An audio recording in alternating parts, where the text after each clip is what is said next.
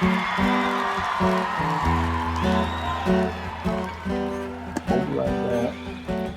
this is James DeMeo, President of Unified Sports and Entertainment Security Consultant. James, thanks for joining us today. Rob, absolute pleasure to be here. Thank you very much. All right, so security consultant in the sports and entertainment industry. We know how important that is. So why don't you just tee up a little bit about yourself and how did you get to this point in your career? Well, absolutely, Rob. Again, James A. DeMeo. I'm the founder, president, and CEO of Unified Sports and Entertainment Security Consulting. 26 years in the security industry, 21 of which I was a police officer and a retired detective from the Nassau County Police Department on Long Island, New York. I earned a master's degree in sport management from Adelphi University in Garden City, New York. And for the past couple of years, I've been focusing on kind of creating a proactive mindset in terms of security training for event staff for stadiums, venues, and arenas throughout the United States. Gotcha. So you kind of came up, I would say, I don't know if it's an unorthodox way, but it seems to be the career path now for a lot of security officers that are coming through, whether you're a retired federal, state, or local police officer that are going into the leagues. So is that do you see that trend happening?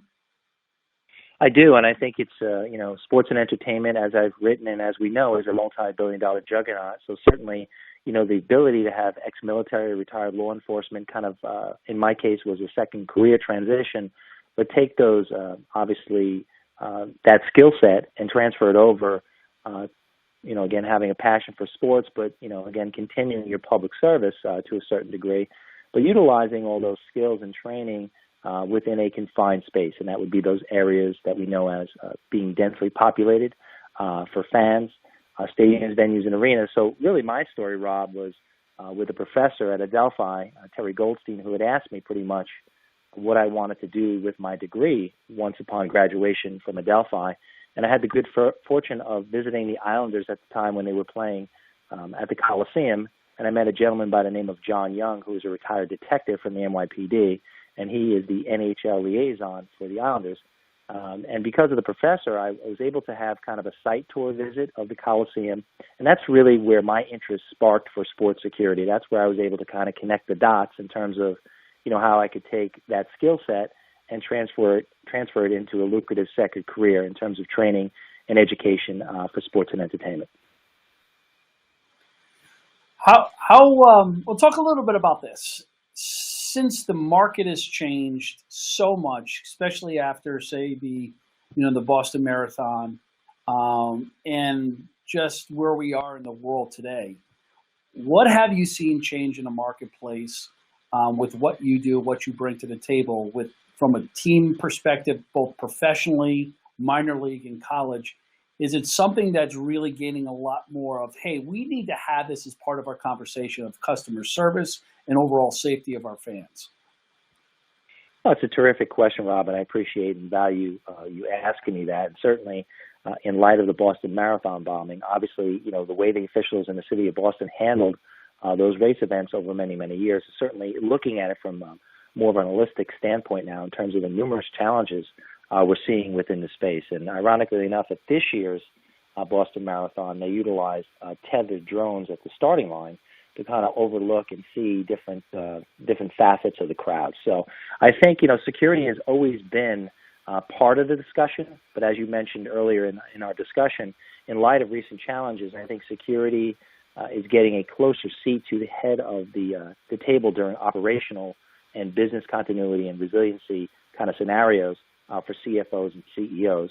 And again, the key stakeholders in these ownership groups for sports and entertainment entities. So just walk us through. So from what you guys do with Unified Sports Entertainment and Security Consultants, do you go in at the beginning of a season? Would you sit down with their current security in place, with their sales and marketing team, with their customer service staff, and walk them through what would be the top 5 things you would talk about, the top 5 items of you need these 5 things to provide a real safe, secure event for your participants? Well, certainly 5 is a good starting point, but one of the first questions I would ask before listing the 5 key points would be, pretty much what keeps you up at night. And that would be just kind of trying to get an invitation for a site visit to just kind of see where potential weaknesses are during game day operations. So certainly number 1 would have to do with the risk mitigation side of proactive event security training. Number 2 would be the integration of technology platforms, which would include responsible social media monitoring. Number 3, again, would be a thorough site threat and vulnerability assessment. Number 4, we would talk about guest services and security and where they stand in terms of verbal de-escalation skills, which I think is very, very important in terms of de-escalation of conflict, especially dealing with the possibility of intoxicated or inebriated fans. And number 5 would kind of be just an overview of the previous 4. And again, going back to the initial premise question being, what keeps you up at night?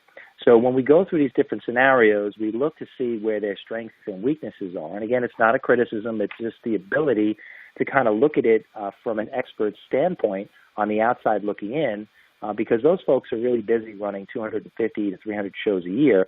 They don't really have the time, per se, to kind of look at where their weaknesses are. So certainly managing crowds and understanding demographics, why certain groups of people go and visit, certain performers.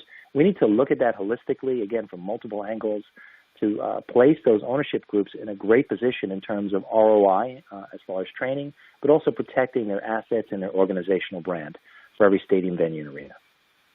So are you doing just training with the security staff at an event, or are you also doing training with ticket takers, concession staff? Is it pretty much anybody that's interacting with the guests? I would say the latter, in that, all of them are, obviously entrusted with that duty of care, and they all have that responsibility to lead people to safety in times of crisis. So certainly, getting someone that works in the box office, obviously they're dealing with ticket and money issues, but also just to have kind of a situational awareness that if something doesn't look right to them, that they can notify, guest services, security, and the possibility of having contracted law enforcement. But all those folks that deal with ingress and egress, the folks that work in the command centers, and having that guest services relationship with the fan, that harmonious relationship, is so important, Rob, in terms of the overall fan experience. Because again, as I mentioned earlier, we can do metrics, we can do sponsorships, we can do marketing, we can do all those wonderful things that bring in tremendous amounts of revenue for organizations. But the last thing that any ownership group wants to have is any type of adverse situation where, again, fans are injured, or, again, the possibility where they'll have to explain in court 6 months down the road that they skimped on security training for their staff. So, again, it's an holistic approach, looking at many different angles and seeing how we can place everyone in the best position possible to lead people to safety in times of crisis. So you just brought up a good point. You do have a problem. If there is a problem at an event, I'm a general manager of a minor league baseball team. The incident that happens, we get taken to court. What have you seen from an insurance instance or assurance policies, or even legal side of it? Training like this, how does it help a team? If I'm going to invest money into this part of it, saying, I do trust my security that's on staff, whether they're outsourced or they're from the in-house. At the end of the day, I think you brought up a good point. You better to do it up front than have to, pay on the back end. Talk about that part of it a little bit, because I think this is a very important piece of that. Well, again, I'll preface the answer by saying I'm not an attorney, but certainly, 26 years in the security industry, I've seen a lot of things, and I think that ownership groups would be well served by being, again, as a thought leader, Rob, I'm not somebody who's trying to create fear, but rather a heightened sense of awareness through training, education, career development, certifications, just empowering that staff to bring their A-plus games to the venues day in and day out. So certainly from an insurance standpoint, I would think if you were proactive in terms of, again, training your staff to utilize verbal de-escalation, in the event there's some type of situation that requires, again, law enforcement and someone is injured, I would think that the entities would be placed in a very good position if they were able to show exactly, the proactive mindset in terms of training staff. So again, I think, the inherent liabilities are tremendous, with duty of care, but certainly reduced premiums, having organizations adhere to the Safety Act, and again, availing themselves of groups like the NCS4, which is affiliated with Southern Mississippi, but continuous training, because I pride myself in basically my website is about, getting beyond the 5-minute huddle. And the days of the Yellow Jackets, congregating 5 minutes before tip-off are behind us. This is really a pre-planned response and approach. It's, obviously lessons learned and security procedures and protocols being looked at continuously. And